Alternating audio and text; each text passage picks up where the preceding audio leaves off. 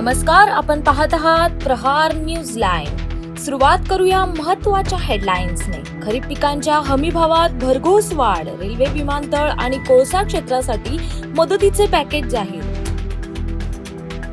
नीट paper फुटी प्रकरणी CBI चौकशी होणार, पकडलेल्या सर्व संशयितांना प्रश्न विचारले जाणार।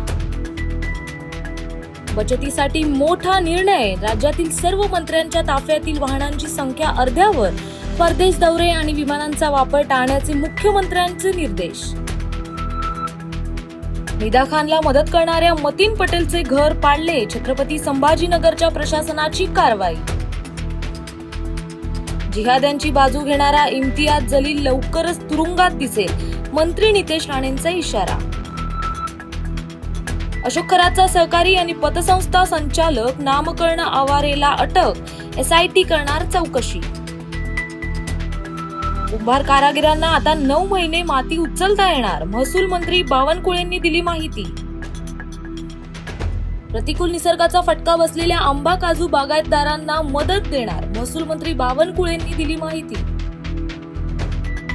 रखडलेली विकास कामे मार्गी लावणार, मुरुड जंजिरा परिसरात पर्यटकांच्या सोयीसाठी आधुनिक जेटी उभारणार, मंत्री नितेश राणेंची घोषणा। मनमानी दरवाढ करणाऱ्या खासगी वाहतूकदारांवर कारवाई करणार, परिवहन मंत्री सरनाईकांची माहिती।